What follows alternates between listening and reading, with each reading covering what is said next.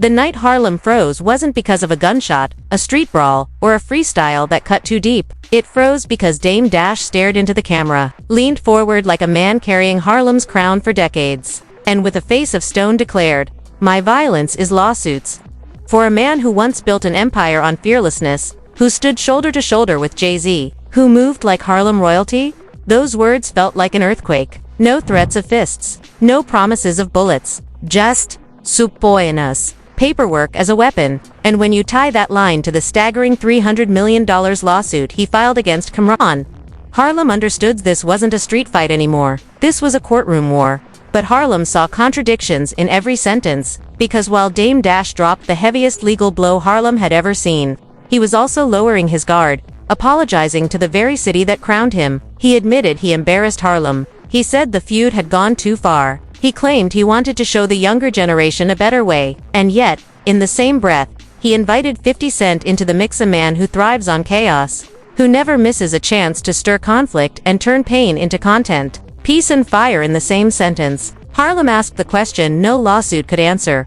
Who is Dame Dash now? A warrior? A peacemaker? Or somehow both? The roots of this feud go back months earlier. Camron had sat down with Dame's son. Maybe Cam didn't think it was a big deal. Maybe he did, but Harlem saw it as crossing the line. Family had always been off. Harlem could trade insults. Harlem could throw hands. But kids and mothers, those were sacred. Dame Dash broke that unspoken law when he snapped back and even mentioned Cam's mother. And in Harlem, that's not an insult you throw unless you're ready for a storm that doesn't end with words. That one decision changed everything. Subliminal shots became open disrespect. Quiet tension became front-page news. Harlem split itself down the middle. On one side, Dame Dash the general, battered but unyielding. On the other, Camron the prince of Harlem pride, sharp-tongued and unbothered. Two sons of the same block, now tearing each other apart in public.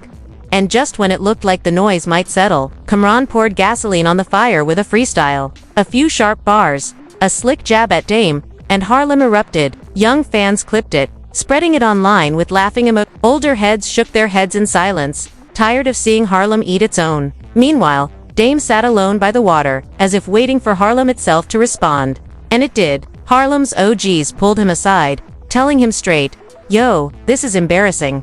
Stop." Imagine that. The same man who once walked into rooms as Roc-A-Fella's untouchable architect. The same man who preached independence like scripture. Now being told his pride was staining the city. But here's where it turned. Dame Dash didn't deny it. He admitted it. He apologized. He said sorry to Harlem. Sorry for dragging their name through the mud. Sorry for setting a bad example for kids watching. He confessed he wasn't built for street fights anymore. He didn't want to see his brothers in jail. He didn't want Harlem bleeding itself dry on timelines for likes. His new weapon was simple. My violence is lawsuits. He compared himself to a black godfather, not a hustler, not a rapper, but a man who protects with wisdom instead of blood. Unlike the movie Godfather, who killed his own brother, Dame claimed he wanted to teach, not destroy. For a moment, Harlem leaned in. For a moment, it felt like reflection, not beef. But Harlem also knew better, because $300 million isn't peace. That's not forgiveness. That's a declaration of war, wrapped in a suit and tie. Dame's message was loud. Disrespect me, drag my family. Bruise Harlem pride, jewel, pay in dollars, not in blood. And then he stretched it further. He said he wanted to sit down. Him, Cam, and 50 Cent. At the same table. Cameras rolling, money on the line. He painted it as business, maybe even a cultural reset. Three men with skyscraper egos, turning war into a Netflix storyline. To some, it sounded like genius. To others, pure madness. Because Cam had already said it. It's up. No peace, no truce. And that's where Harlem is left stuck between apology and aggression, between lawsuits and pride, watching two of its sons pull family, legacy, and millions into the spotlight, waiting to see if this ends in signatures or in scars, because lawsuits can silence a room. But in Harlem, pride speaks louder than paper, and right now, pride is the only thing keeping this fragile war from exploding.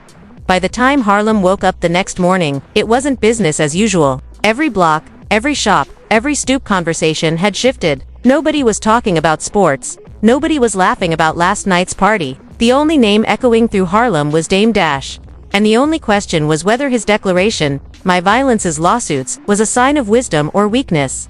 On one side of Harlem, People said Dame had grown. They said he was older now, past the days of throwing punches in alleys. They claimed he was showing the youth that pride doesn't always have to spill blood. But on the other side, voices were harsher. They mocked him, said Harlem's general had gone soft. They said hiding behind lawyers wasn't evolution, it was retreat. The same city that once crowned him now debated if he was a visionary or a man past his prime. Camron understood the silence game. He let Harlem argue. He let the lawsuit headline sit heavy for a moment. And when he finally responded, he didn't walk into a courtroom. He didn't sit down for an apology. He stepped into the booth. A freestyle, short, sharp, and venomous. Not a long verse. Just enough to cut. Just enough to sting. Within hours, it was everywhere. Harlem's kids clipped it and spread it across TikTok, Instagram, Twitter, laughing as if it were comedy. Harlem's young bloods found it hilarious. Harlem's old heads found it embarrassing. And through it all, Cam stood tall, his smirk saying more than his words. For him, this wasn't just a diss. It was a reminder that Harlem had always respected words more than papers. Harlem had always bowed to authenticity, not legal documents. He was reminding everyone that no matter how many lawsuits Dame filed, Cam's words carried weight. And weight in Harlem always cut deeper than paper. Dame Dash didn't laugh. He didn't shrug it off. Every bar, every clip, every meme that mocked him fueled his fire. And true to his new code, he clapped back, not with his fists or verses, but with interviews, declarations, and promises of more lawsuits. He repeated his mantra until it felt tattooed into Harlem's memory. My violence is lawsuits. But here's where it got messy. Harlem elders stepped in. These weren't random voices. These were men who had seen Harlem through decades of wars and reconciliations. They weren't impressed. They pulled Dame aside, sat him down, and told him bluntly, "Yo, this ain't it. You're embarrassing the city." The man who once strutted through Harlem as Roc-A-Fella's general was now being told he was dragging the borough's name down. Imagine the weight of that, and then there was 50 Cent the storm circling overhead. He didn't need to do much. A meme here, a smirk there, a comment on a podcast. That was enough. Every time he added fuel, the fire spread further. Everyone knew 50's playbook. He doesn't fight wars, he markets them. He doesn't end chaos, he sells it. Watching Harlem split itself in two was content for him. It was a storyline he could flip into a show, a documentary, or a streaming bag. While Harlem bled, 50 smiled. Camron, on the other hand, didn't bother with elders or apologies. When asked if there was any chance of reconciliation, he laughed. His response was as short as it was permanent. It's up.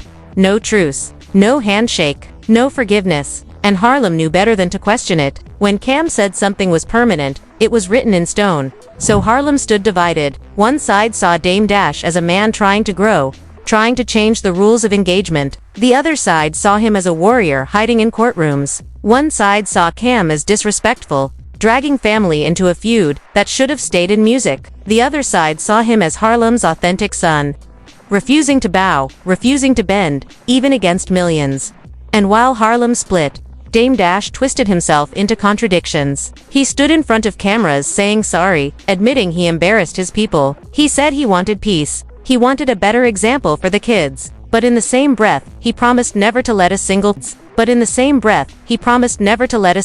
insult slide. He swore he would answer every jab with a legal counterpunch. He made it clear he wasn't done. Just changing the weapon. That wasn't peace. That was war in a suit and tie. And Harlem could see through it. This wasn't just a feud anymore. It was Harlem's pride on trial. And the irony was painful. On one side, a man apologizing for his actions, but still dragging his rival into a $300 million courtroom battle. On the other, a man laughing at the very idea of reconciliation, throwing slick bars into the fire and smirking as the borough tore itself apart. And circling above them both, 50 Cent the Vulture feeding off chaos, monetizing Harlem's pain one post at a time.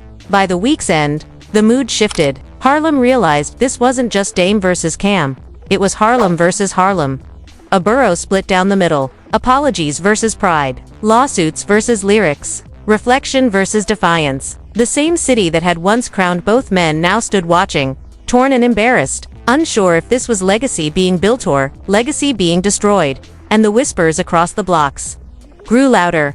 Paper might win in courtrooms, but in Harlem, only pride crowns kings. By the time this feud reached its breaking point, Harlem wasn't just watching it, was split down the middle, almost paralyzed. The borough that had once crowned its sons as kings was now caught in a tug-of-war between lawsuits, lyrics, and legacy. Every corner store had an opinion. Every stoop had a debate. Every podcast host wanted the last word. Harlem had turned into a courtroom without walls. And the trial wasn't just about Dame Dash or Camron, it was about Harlem pride itself. Dame Dash appeared again in front of cameras, his face tired but determined, his tone carrying both apology and defiance. He repeated the words that now defined his war.